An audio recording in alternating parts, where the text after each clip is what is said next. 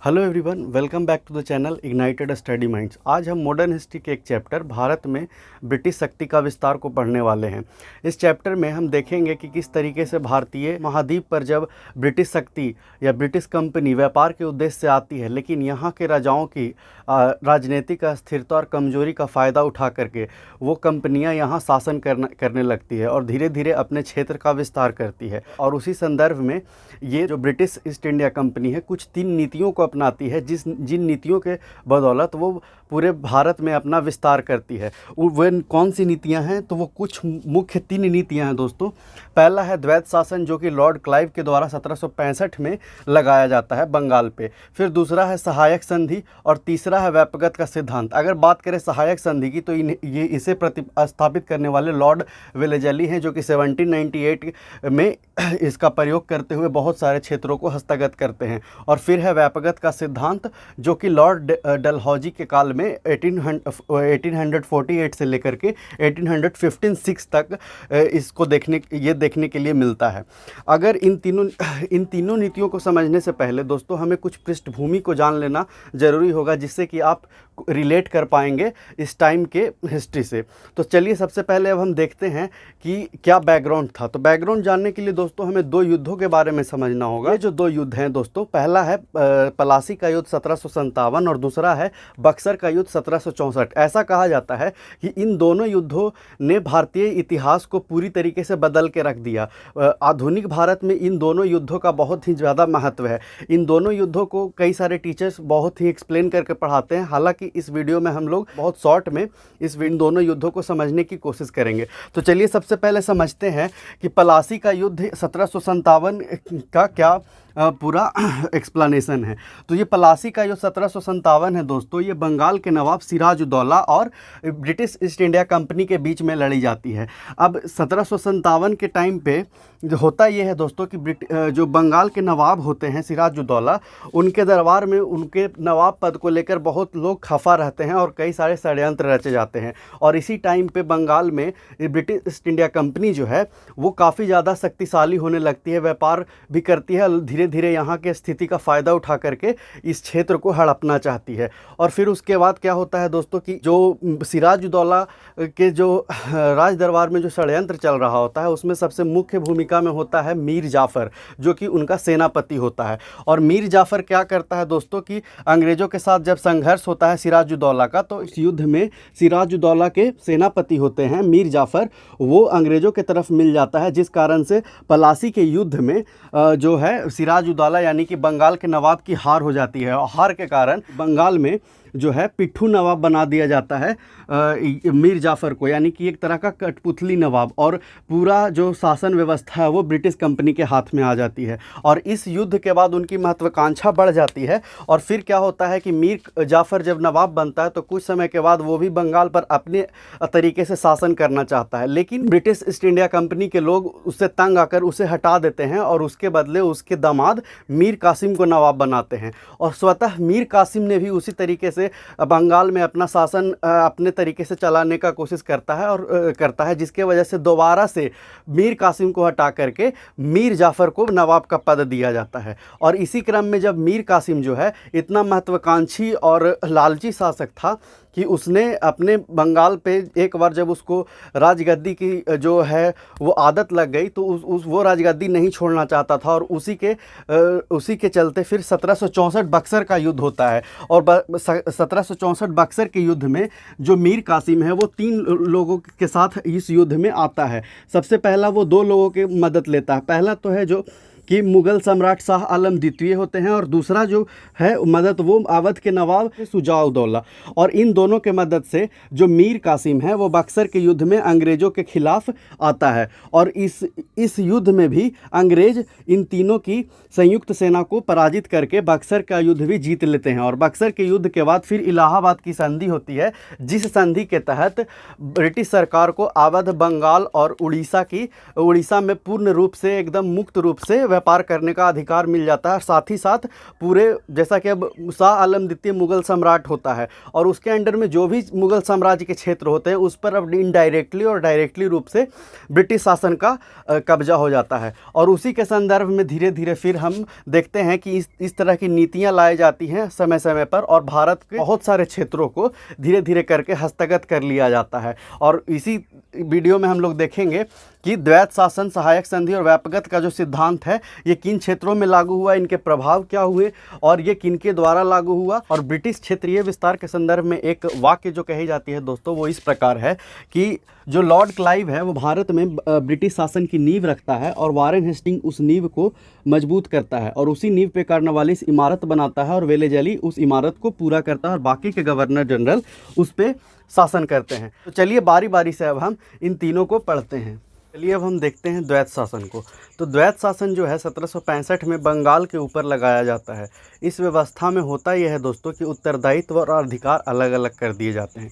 अब उत्तरदायित्व और अधिकार अलग होने का क्या मतलब है, यानी कि यहाँ शासन के तौर पे मुहर के जैसा या कठपुतली नवाब को बैठा दिया जाता है। जैसे कि इस टाइम पे जो है इन्होंने नज्म उद्दौला को यहाँ का नवाब बना दिया बंगाल का, और जो वास्तविक शक्ति है वो ब्रिटिश शासन ने अपने हाथों में ले ली। अब चलिए इसको डिटेल में समझते हैं। तो जैसा कि ये बंगाल क्षेत्र में स्थापित किया गया था, यह दोहरी शासन व्यवस्था के तौर पे काम करती थी, यानी कि जो बंगाल का जो शासन होता था उसके जो मुख्य अंग थे दीवानी और सूबेदारी, वो कंपनियों ने ले ली और दूसरी उत्तरदायी और विकास का काम बंगाल के नवाब को दे दिया। इसमें दीवानी एवं सूबेदारी व्यवस्था को समझते हैं दोस्तों। दीवानी कहने का मतलब होता है कि जिसमें कि जितने भी भूमि कर या टैक्स होते हैं वो उसका कलेक्शन दीवानी पद पे जो व्यक्ति होता है दीवानी कार्यों के लिए वो करता है, और जितने भी टैक्स कलेक्शन या जितने भी फाइनेंशियल काम होते हैं वो दीवानी के अंतर्गत आती है। और सूबेदारी में जो रक्षा न्याय करना ये सारा काम सूबेदारी में होता है। और ये दोनों मुख्य काम जो सरकार के या उस टाइम पे नवाब के जो मुख्य काम थे उसको कंपनी ने ले लिया और जो है नवाब को सिर्फ एक कठपुतली की तरह स्थापित कर दिया और उसको अपना एक तरीके का पेंशन देता था कि इसको तुम रखो और इससे तुम विकास करो। अब ज़रा बताइए कि जितना भी बंगाल का जो टैक्स कलेक्शन है वो आ रहा है ब्रिटिशों के पास, और विकास करने के लिए और रिस्पॉन्सिबिलिटी लेने के लिए कह दिया गया है नवाबों को। तो यहाँ पर उत्तरदायित्व का और विकास का काम नवाबों को दे दिया गया था, जिससे कि यहाँ पे उत्तरदायित्व का अभाव होता है। इसको समझने के लिए आप यूँ समझिए कि जैसे किसी सरकार को जब हम टैक्स देते हैं तो वो सरकार हमारे बदले हमारे वेलफेयर कार्य लाती है, जैसे कि सड़कें बनाती हैं, नालियाँ बनाती हैं, गली बनाती है, शिक्षा स्वास्थ्य पर पैसे खर्च करती है। लेकिन बंगाल में दोहरी शासन व्यवस्था स्थापित होने के कारण जो बंगाल का नवाब था उसके पास टैक्स कलेक्शन या उतना आर्थिक रूप से सक्षम नहीं था कि इन सभी कामों को वो कर सके, और इसी व्यवस्था को हम द्वैत शासन के नाम से जानते हैं। तो जैसे कि अब देखें तो यहाँ पे उत्तरदायित्व का अभाव अब आप लोग समझ पा रहे होंगे। फिर उसके बाद अगर देखें तो अधिकार और उत्तरदायित्व को अलग अलग कर दिया। यहाँ पे भी मतलब कि जो अधिकार है पैसे लेने का वो कंपनी के पास है और उत्तरदायित्व दे दिया गया है नवाब को। तो इसी व्यवस्था को हम लोग द्वैत शासन के नाम से जानते हैं। अब चलिए देखते हैं कि द्वैत शासन स्थापित करने का कारण ऐसा क्यों नहीं था। जब कंपनी दोनों युद्ध जीत चुकी थी तो कंपनी ने किसी कठपुतली नवाब को ही क्यों बंगाल के पद पे बैठाया, वो तो खुद भी शासन कर सकती थी। तो क्या कारण था कि उसने खुद शासन ना करके द्वैत शासन अपनाया। तो चलिए द्वैत शासन के कारण को देखते हैं। सबसे पहला है इसमें कि जो ब्रिटिश ईस्ट इंडिया कंपनी है उसकी वास्तविक मंशा लोगों के सामने उजागर हो जाती और यहाँ पे स्थानीय विद्रोह भड़क उठता। अगर जो कंपनी है डायरेक्टली जो शासन है बंगाल का अपने हाथों में ले लेती तो इस तरीके से उसकी जो वास्तविक चेहरा है वो लोगों के सामने आ जाता और वहाँ के लोग विद्रोह कर देते। तो पहला कारण तो ये था। दूसरा कारण जो है दोस्तों वो ये है कि शासन हेतु उन लोगों के पास, ब्रिटिश कंपनी के पास उतना पर्याप्त संख्या बल नहीं था। साथ ही साथ जो नवाब के जो कर्मचारी थे वो कम पैसे में यहाँ का प्रशासन चलाने के लिए योग्य थे और जानते भी थे। और अगर ईस्ट इंडिया कंपनी अपने कर्मचारियों की नियुक्ति करती तो उनके पास ना ही उतना कर्मचारी था, ना ही उनके कर्मचारी हिंदी रीति रिवाज से उतना परिचित थे, जिस कारण से उन्हें प्रशासन में भी एक फ़ायदा मिलता है। और इसका ये दूसरा कारण बनता है। तीसरा कारण की अगर बात देखें तो इन्हें बाहरी संघर्ष से बचाव मिला। बाहरी संघर्ष से बचाव मिलने का कारण क्या है दोस्तों कि जो उस टाइम पे जब ब्रिटिश ईस्ट इंडिया कंपनी व्यापार कर रही थी भारत में तो और भी कंपनियां, फ्रांसीसी, डच, ये सारी कंपनियां भी उस टाइम पे सक्रिय थी भारत में। और वो इस तरीके से अगर देखती कि कोई कंपनी किसी क्षेत्र को विजिट कर लिया है तो हो सकता था कि वे कंपनी बंगाल को टैक्स देना छोड़ सकती थी या विद्रोह पर उतर जाती। तो तीसरा कारण ये था कि संघर्ष से बचाव हो गया। चौथा कारण था आर्थिक लाभ। आर्थिक लाभ कहने का मतलब अब ऑल टू ऑल उन्होंने पूरे टैक्स को अपने पास रख लिया और पूरा से ज़्यादा फ़ायदा कमाना चाहा, और बंगाल में लगभग यहाँ का पूरा तरीके से आर्थिक या अर्थव्यवस्था चरमरा उठी। अब चूँकि बंगाल उस टाइम के इंडिया का सबसे सर्वशक्तिशाली और समृद्ध क्षेत्र था, क्योंकि उस टाइम आज जैसा आप बंगाल को या पश्चिम बंगाल को जानते हैं वो उतना छोटा नहीं था। जाहिर सी बात है कि उतना पहले बिहार, झारखंड, उड़ीसा और जो बांग्लादेश है वो सभी पूरे के पूरे बंगाल क्षेत्र में आया करते थे, और बंगाल क्षेत्र उस टाइम पे काफ़ी ज़्यादा समृद्ध था और वहाँ से होने वाली रेवेन्यू से इन लोगों को काफ़ी फ़ायदा हुआ, यानी कि आर्थिक लाभ भी एक कारण था। अब जल्द देखते हैं कि द्वैत शासन का प्रभाव क्या हुआ। तो द्वैत शासन का प्रभाव चूँकि देख रहे हैं कि कितनी गंदी नीति या गंदी शासन है ये, इसमें क्या हुआ कि उत्तरदायित्व का अभाव था, यानी कि सरकार चाह के भी अपने लोगों के लिए कुछ नहीं कर पाती थी क्योंकि उसके पास उतना आर्थिक फाइनेंशियली स्टेबिलिटी नहीं थी। दूसरी चीज़ अगर देखें तो इस नीति के आने के बाद बंगाल में शोषण, कुप्रशासन और अराजकता जैसी स्थितियां उत्पन्न होने लगी, और फिर यहाँ पे कृषि का बहुत तेज़ी से पतन होता है, क्योंकि कृषि के लिए कोई भी तरह का नियम कानून ये जो अंग्रेज नहीं बनाते हैं, वो सिर्फ अपने फ़ायदे का सौदा देखते हैं। और इसके साथ ही साथ उद्योग धंधों का पतन हुआ, लोगों में बहुत ज़्यादा मारपीट, जो कानून व्यवस्था पूरी बिगड़ गई, भूखमरी जैसी हालत आ गई। तो चलिए इस तरीके से हमने देखा द्वैत शासन के बारे में। द्वैत शासन के बारे में एक और जो मोस्ट इंपॉर्टेंट पॉइंट है ये दोस्तों कि 1772 में 1772 में वारेन हेस्टिंग्स के द्वारा इसे बंद करवा दिया जाता है। वारेन हेस्टिंग्स के द्वारा इस व्यवस्था को बंद करवा दिया जाता है 1772 में। तो ये पॉइंट आप याद रखेंगे। चलिए अब हम देखते हैं सहायक संधि को। सहायक संधि जो है दोस्तों वो लॉर्ड वेलेजली के द्वारा 1798 में भारत में लाया जाता है, और इसी के द्वारा कई सारे राज्यों को हस्तगत किया जाता है ब्रिटिश कंपनी के द्वारा। अगर हम बात करें सहायक संधि की, तो सहायक संधि क्या होता है पहले उसे समझते हैं। सहायक संधि दोस्तों जब दो राज्य अपनी सुरक्षा के लिए आपसी समझौता करके एक दूसरे को सेना मुहैया कराते हैं, तो उसी को हम लोग सहायक संधि के तौर पर जानते हैं। जैसे कि अगर प्रेजेंट डेट में अगर हम बात करें तो जिस तरीके से अमेरिका और जापान का जो रिलेशन है, जैसे कि जापान को क्या है कि वो अपना सेना नहीं रख सकता है, जापान की सुरक्षा की पूरी रिस्पॉन्सिबिलिटी अमेरिका के पास होती है। तो ठीक इसी तरीके से उस टाइम पे भी सहायक संधि का इसी तरीके से मतलब होता था। अब यहाँ पे जो सहायक संधि है वो तो आपसी समझौते का परिणाम होता है, यानी कि दोनों लोग अगर सहमत हैं कि हाँ हम जब तुम पे आक्रमण होगा तो मैं अपना सेना तुम्हारे पास भेज दूंगा, अगर तुम पे आक्रमण होगा तो तुम अपना सेना मेरे पास भेज देना। सिंपल साधारण यही था सहायक संधि का मतलब। लेकिन लॉर्ड वेलेजली के संबंध में जो सहायक संधि है इसका अर्थ बदल जाता है। वो क्यों बदल जाता है कि पहली बात तो कि लॉर्ड वेलेजली जो है वो ज़बरदस्ती राज्यों को सहायक संधि करने पर मजबूर करता था। वो ऐसा क्यों करता था, उसके पीछे दो कारण हैं। सबसे पहला कारण तो था कि वो जो भी राज्य सहायक संधि को स्वीकार करते थे उन्हें यह कह दिया जाता था कि तुम अपनी सेना नहीं रख सकते हो, अब हमारी सुरक्षा की जिम्मेदारी मेरी है और सुरक्षा के तहत मैं अपने सैनिकों को तुम्हारे यहाँ भेजूंगा और उन्हें तुम्हें अपने खर्च पर रखना होगा। और साथ ही साथ एक ब्रिटिश रेजिडेंट अपने दरबार में नियुक्त किया जाता था जिससे कि पूरा राज्य का प्रशासन वो नियंत्रित करता था। इस तरीके से लॉर्ड वेलेजली ने इस सहायक संधि के बदौलत बहुत सारे राज्यों को हस्तगत किया, और इसके चलते ब्रिटिश कंपनी को अब दूसरे राज्यों के खर्चे पर एक बहुत बड़ी सेना रखने का अवसर प्राप्त होता है। तो चलिए अब देखते हैं कि सहायक संधि के और क्या परिणाम हुए। तो सहायक संधि क्यों लाई जाती है, तो उसका कारण अगर देखें तो जो सबसे पहला कारण है वो ये है कि फ्रांसीसियों के प्रभाव को नष्ट करना। उस टाइम पे जो फ्रांसीसी थे जो व्यापार करने के लिए आए थे वो भी ब्रिटिश कंपनी के देखा देखी कई सारे राज्यों के साथ साठगांठ किया करते थे और उनके साथ मिलकर ब्रिटिशों के साथ युद्ध किया करते थे, जिसको खत्म करने के लिए वेलेजली ने सहायक संधि स्थापित करना चालू किया था। फिर दूसरा देखें तो सर्वप्रथम डुप्ले ने फ्रांसीसी गवर्नर, एक डुप्ले नाम का व्यक्ति हुआ जो फ्रांसीसी गवर्नर था, इस सहायक संधि को सबसे पहले भारत में लाने वाला या भारत में शुरू करने का श्रेय सर्वप्रथम डुप्ले यानी कि फ्रांसीसी गवर्नर को जाता है। लेकिन अगर हम बात करें तो जो सहायक संधि का वास्तविक संस्थापक माना जाता है वो लॉर्ड वेलेजली है। फिर उसके बाद अगर हम देखें तो जो सहायक संधि स्वीकार करने वाले राज्य जो हुए भारत में, वो सबसे पहला राज्य हुआ हैदराबाद। कई बार ये क्वेश्चन पूछा जाता है कि सहायक संधि स्वीकार करने वाला सबसे पहला राज्य कौन था, तो वो हैदराबाद था।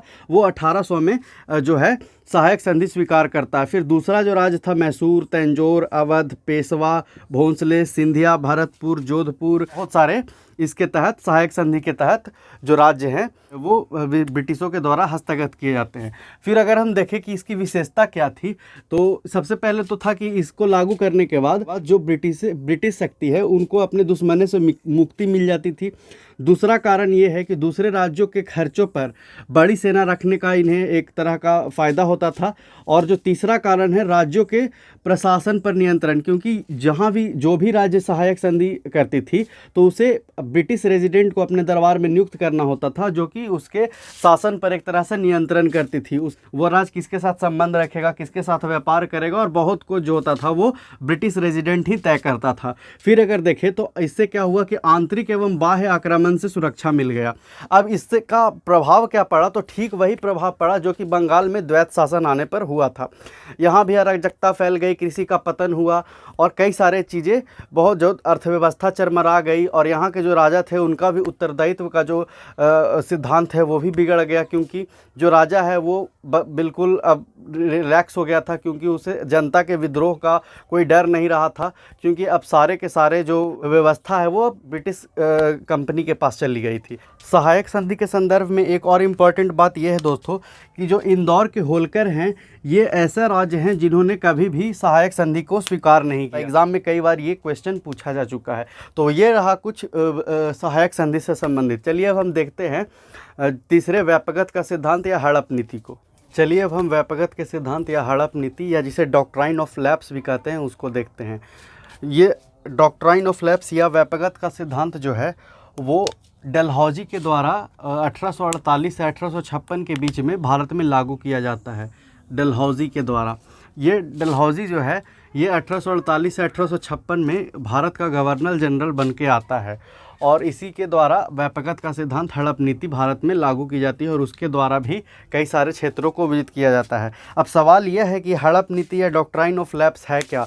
तो उस टाइम पे जो है इसमें यह व्यवस्था होती थी कि जो भी राजा अपने स्वाभाविक पुत्र के बिना अगर मर जाता है तो उसे अपने दत्तक पुत्र यानी गोद लिए हुए पुत्र को सत्ता देने का कोई अधिकार नहीं है, यानी कि उत्तराधिकारी उसका दत्तक पुत्र नहीं हो सकता है। अगर किसी राज्य के साथ इस तरह की स्थिति उत्पन्न होती है जिसमें कि राजा अपने स्वाभाविक संतान के बिना मर जाता है और उसके गोद लिए हुए पुत्र सत्ता संभालता है या उत्तराधिकार लेता है, तो उसे ब्रिटिश सरकार अमान्य घोषित करके उस राज्य को अपने पास हड़प लेती थी या उसको अपने साम्राज्य में मिला लेती थी। इसी नीति को हम लोग व्यापकता का सिद्धांत या डॉक्ट्राइन ऑफ लैप्स या हड़प नीति कहते हैं। एक व्यवस्था यह थी कि इसमें 3 टाइप के राज्य, इस व्यवस्था ने भारत में राज्यों को 3 टाइप में बांट दिया, टाइप 1, टाइप 2 और टाइप 3। टाइप 1 में वैसे राज्य होते थे जो ना ही ब्रिटिश सरकार के अधीन होते थे, ना ही उनको टैक्स देते थे, ना ही मुगल साम्राज्य के अधीन होते थे और ना ही मराठा को वो टैक्स देते थे। उस तरह के राज्यों को जिस पर कि बहुत ज़्यादा ब्रिटिश शक्ति का प्रभाव नहीं था, उन्हें गोद लेने से कोई प्रतिबंध नहीं था, यानी कि दत्तक पुत्र वो ले सकते थे। उन पर इस तरह की नीति को नहीं लागू किया जाता था। व्यापकता का सिद्धांत उस तरह के राज्यों पे लागू नहीं किया जाता था। दूसरा राज्य जो है वो वैसे राज्य होते थे जो कि ब्रिटिश शक्ति के अधीन है या ब्रिटिश शक्ति ने कभी न कभी उसको मदद की है उसके राज्य को स्थापित करने में। तो उस कारण से इस टाइप के जो राज्य हैं उन्हें अनुमति के बाद दत्तक पुत्र गोद लेने की अनुमति थी और उसके बाद वह उत्तराधिकार ले सकता था। लेकिन एक टाइप है तीसरा जिसमें कि पूरी तरीके से, यानी कि वैसे राज्य जिसकी स्थापना में पूरी तरीके से ब्रिटिश का हाथ था, उस राज्य को इस तरह के जो है नीति का सामना करना पड़ा या उन राज्यों को दत्तक पुत्र लेने का कोई अधिकार नहीं दिया गया। अगर वहाँ पे इस तरह का सिचुएशन क्रिएट होता है तो तुरंत ही जो है ब्रिटिश सरकार उस राज्य को हस्तगत कर लेती थी। और इसी को हम लोग व्यापकता का सिद्धांत या डॉक्ट्राइन ऑफ लैप्स के नाम से जानते हैं। चलिए अब देखते हैं कि इस हस्तगत किए गए राज्य में यानी कि व्यापकता के सिद्धांत से किन किन राज्यों को हस्तगत किया गया था। इसका जो सबसे प्रमुख उदाहरण है वो आप झांसी की रानी का जो फ्रीडम फाइटर है उनका जो था यही टाइप का कंडीशन था। जो डलहौजी है उसने झांसी के जो राजा थे उनका कोई वास्तविक संतान नहीं था। उन्होंने दत्तक पुत्र को अपना उत्तराधिकार देना चाहा था, लेकिन ब्रिटिशों ने इसको नहीं माना, जिसके बाद से रानी लक्ष्मीबाई यानी झांसी की रानी युद्ध में उतर जाती हैं और ये कहानी इसी के इर्द गिर्द चलता है। और अगर हम देखें दूसरी तरफ की हस्तगत किए गए राज्य में कौन कौन से हैं, तो सबसे पहला जो राज्य है इसमें सतारा, फिर जैतपुर, संबलपुर, बघाट, झांसी, उदयपुर और इस तरीके से और कई राज्य थे जो कि डलहौजी के व्यापकता के सिद्धांत के तहत हड़प लिए गए थे। अब इसका प्रभाव क्या हुआ, तो सबसे पहला अगर प्रभाव देखें तो लोगों में असंतोष की भावना आ गई, क्योंकि ये ज़बरदस्ती एकदम जो है इसमें बहुत ही उटपटांग तरीके से राज्यों को हस्तगत किया जाता था, जिस कारण से लोगों में बड़ी असंतोष की भावना पैदा होने लगी इस तरह की नीति के बाद। फिर उसके बाद जो है इसी कारण से ब्रिटिश विरोधी संघर्ष भारत में शुरू होना चालू हो गए और उसी के बाद पूर्णतः छोटे बड़े विद्रोहों के बाद 1857 का विद्रोह के कारणों में से यह भी एक बहुत बड़ा कारण था। जैसे ही 1856 में डलहौजी जाता है वापस ब्रिटेन, उसके बाद ही यहाँ जो है 1857 का विद्रोह भड़क जाता है। और 1857 का विद्रोह भड़कने का एक मुख्य कारण यह भी था कि बहुत सारे राज्यों के जो उत्तराधिकारी हैं उन्हें अमान्य घोषित करके ब्रिटिशों ने उसे अपने विस्तार क्षेत्र में ले लिया था। और इसी के कारण 1857 के विद्रोह में भी व्यापकता का सिद्धांत भी एक कारण बन के निकलता है। दो यहाँ पे और इम्पॉर्टेंट नीतियाँ हैं जिनको एग्जाम में कई बार पूछ लिया जाता है। सबसे पहला है घेरे की नीति, या जिसे रिंग ऑफ फेंस भी कहते हैं। तो इस नीति से जो संबंधित व्यक्ति है वो है वॉरेन हेस्टिंग।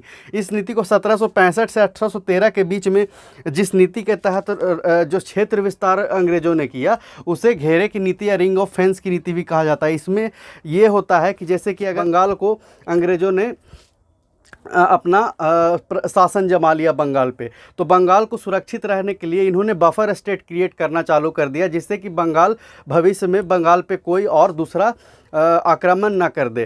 तो और दूसरा जो है अधीनस्थ संघ की नीति, यानी कि ये सहायक संधि से लेकर के 1858 तक के बीच में जितनी भी नीतियां यूज करके भारतीय क्षेत्र पर ब्रिटिश विस्तार किया गया उसे अधीनस्थ संघ की नीति के तौर पे हम लोग जानते हैं। तो ये कुछ रहा भारत में ब्रिटिश शक्ति के विस्तार की नीतियाँ। नेक्स्ट वीडियो में हम लोग आर्थिक, प्रशासनिक और राजनीतिक प्रभाव देखेंगे ब्रिटिश सरकार से संबंधित।